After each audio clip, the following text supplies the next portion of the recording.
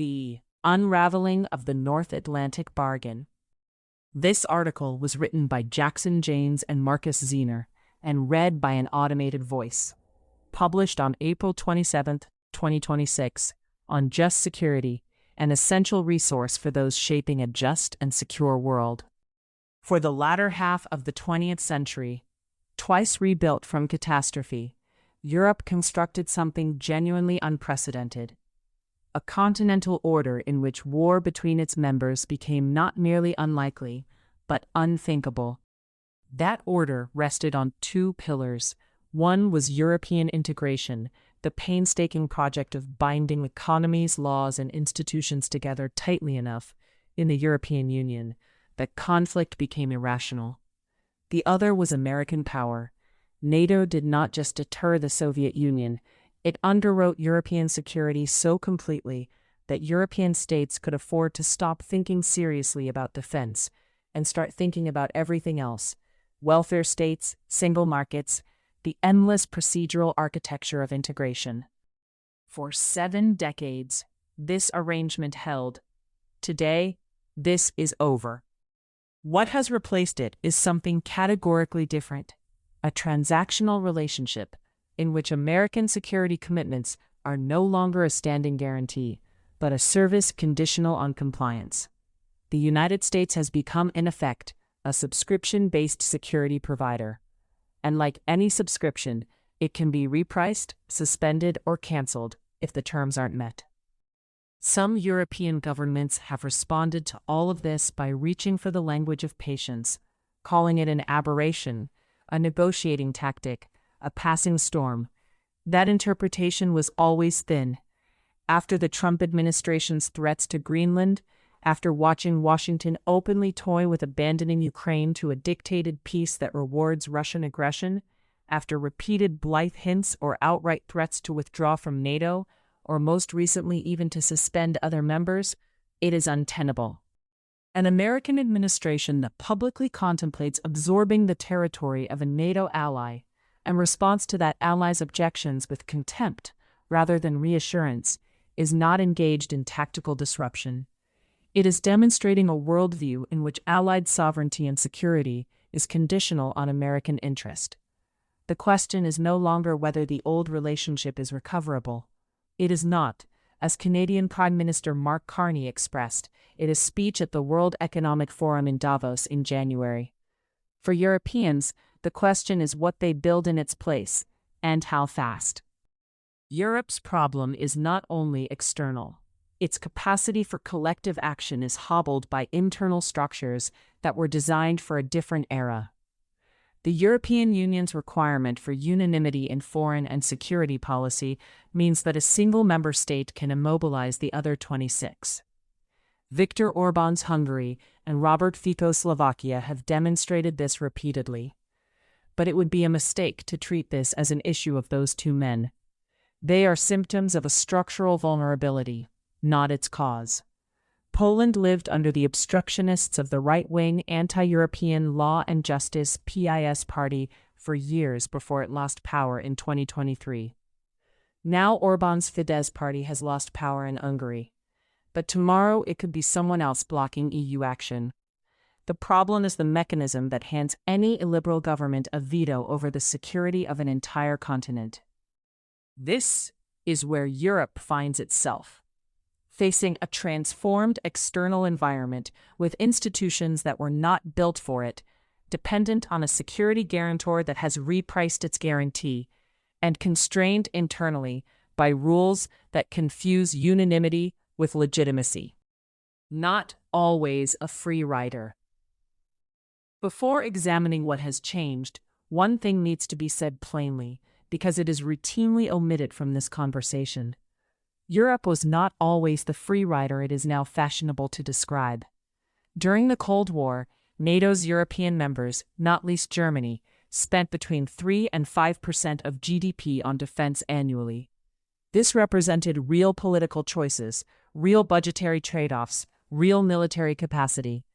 The free rider narrative took hold later, in the post-Cold War years when the Soviet threat had dissolved and the peace dividend seemed permanent. Years of American pressure on Europe to spend more on its own defense seemed to meet deaf ears. For years, European countries essentially bet their future on the idea that they didn't need to spend much on defense, trusting that the United States would always be there to foot the bill and handle the heavy lifting if things went wrong. They poured their money into social programs and domestic projects instead, feeling safe under the American umbrella. That changed in 2022 with Russia's full-scale invasion of Ukraine. While Moscow's 2014 sudden capture of Crimea and first invasion of eastern Ukraine were shocking at the time, Europe was easily lulled into thinking that was a one-off, and perhaps Russian President Vladimir Putin would be satisfied with just a slice of one neighboring country. But the February 2022 full-scale Russian invasion stunned European governments into taking defense seriously again. Germany announced its Zeitenwende, restructuring of security policy, and committed €100 billion to the Bundeswehr. Poland ramped up its defense spending to levels that embarrassed most of its NATO partners because they fell far short. The Baltic states, which had never stopped taking the Russian threat seriously, found their threat assessments suddenly validated. Defense budgets across the continent began moving in the right direction. But moving in the right direction is not the same as having arrived. The shift away from unconditional American commitment is not only Donald Trump's doing, though Trump has made it impossible to ignore. The transformation spans the U.S. political spectrum. It reflects a bipartisan U.S. exhaustion with post-war burden sharing, with roots that stretch back to the 1990s, to the Newt Gingrich Revolution, to the fights over UN dues and multilateral commitments, to a slow drift in the United States, away from the internationalist consensus that had defined American foreign policy since 1945. Trump voiced this reorientation without apology and stripped away the careful diplomatic language that had allowed Europeans to keep pretending otherwise. The Munich Security Conference is one venue where this split became increasingly apparent. The high-level meeting has for decades served as the annual gathering point of the transatlantic community on security issues, the place where American and European officials reaffirmed shared commitments, argued about burden sharing in the familiar ritualized way, and left having confirmed that the North Atlantic Alliance, whatever its tensions, remains intact. Munich 2025 was different. U.S. Vice President J.D. Vance arrived not to reaffirm commitments, but to lecture. His target was not Russia or China, but Europe itself, its handling of migration, its relationship to free speech. Many European officials chose to interpret it as provocation rather than doctrine. Clear signals, even if couched diplomatically. Munich 2026 eventually removed that comfortable notion. U.S. Secretary of State Marco Rubio's tone was measured, his language careful, even friendly. But the vision he laid out was not the familiar American commitment to a community of democracies bound by shared values. Instead, he outlined an Atlantic relationship grounded in civilizational affinity, cultural continuity, shared heritage. The message was plain. Cooperation is available, but its terms have changed. Energy purchases, industrial policy, migration management, domestic political orientation, all this now factors into the American calculus. The informal firewall between security and everything else was, in effect, declared gone. When security is framed in terms of civilizational belonging and shared heritage, it stops being a commitment among allies who share values and becomes a selective and exclusive arrangement available to those who qualify culturally and can afford it financially. This is a fundamental departure from what the alliance was built to be. NATO was founded not as a civilizational club based on shared ancestry, but rather on the principle that shared democratic values were the basis for collective defense. While the United States is unlikely to formally withdraw from NATO, the ambiguity of the American commitment may accumulate to the point that the guarantee of mutual support implicit in Article 5 of the North Atlantic Treaty loses its deterrent weight before anyone has formally changed anything. Deterrence depends on clarity. An adversary that believes Article 5 is conditional, negotiable, or subject to the political mood in Washington is an adversary that may begin to test the true resilience of the alliance and whether collective assurances are indeed holding up. Europe's external problem would be difficult enough on its own. What makes it acute is that it is accompanied by an internal problem that Europeans have spent years not solving. In the EU's foreign and security policy, unlike domains such as the single market or its legal order, the unanimity requirement means all 27 member states must agree, or nothing moves. In other areas, a measure passes if it secures the support of at least 15 member states, representing at least 65% of the EU's population. But foreign policy, defense, and taxation largely sit outside this framework. There, unanimity applies. Under Orbán, Hungary blocked EU support packages for Ukraine, vetoed the extension of sanctions against Russia, and used veto threats as a bargaining chip to extract concessions on unrelated matters.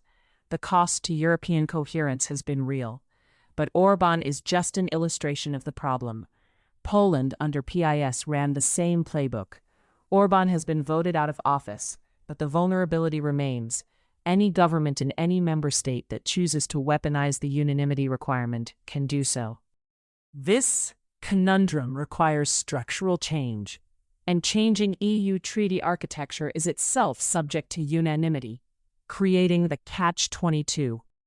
There are partial workarounds.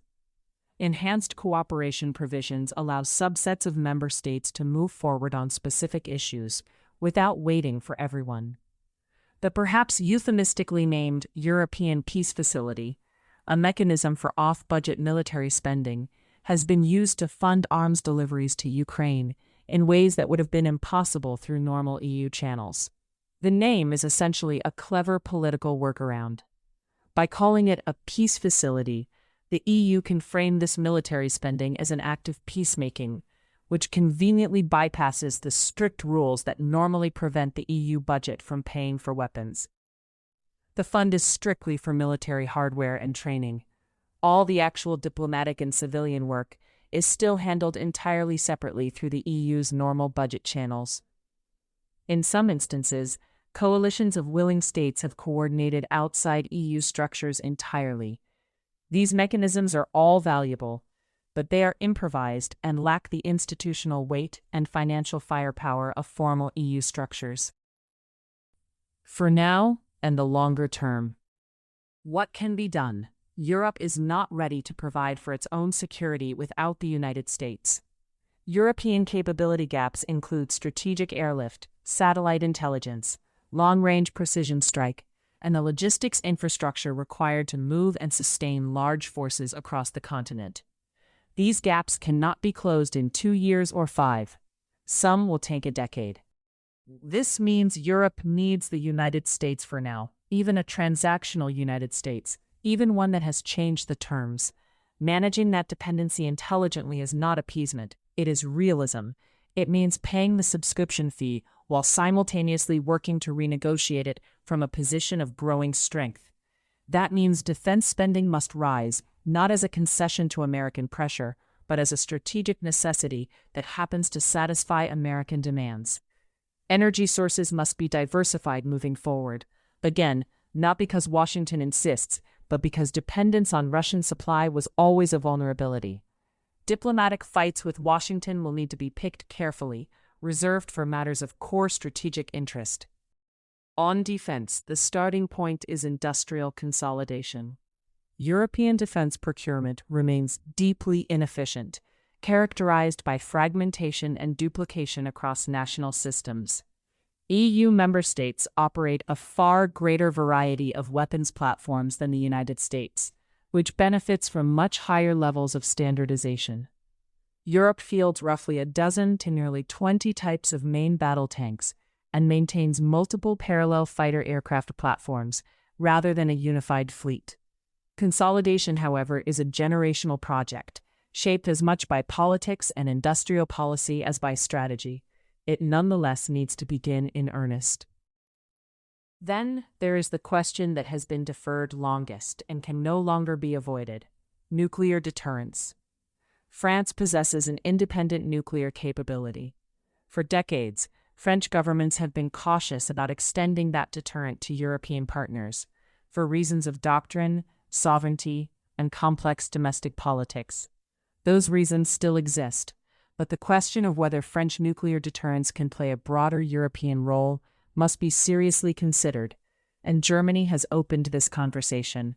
A continent that is serious about strategic autonomy cannot indefinitely outsource its ultimate security guarantee to a subscription-based provider.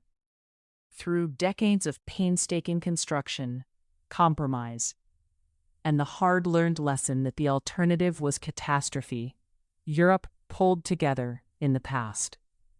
Now, with the external guarantee that allowed Europe to build inward rather than arm outward gone, the United States has presented Europe with a bill for service and made clear that it expects to be paid. Europe will need to pay that bill for now, while reforming internally and building the capacity to eventually negotiate better terms. A better alternative is not in sight. Thank you for listening to this article published on Just Security. To stay up to date on Just Security's analysis of law, policy, and current events, go to justsecurity.org. Subscribe to Just Security on Substack and follow us on LinkedIn, Blue Sky, Facebook, Instagram, and Threads.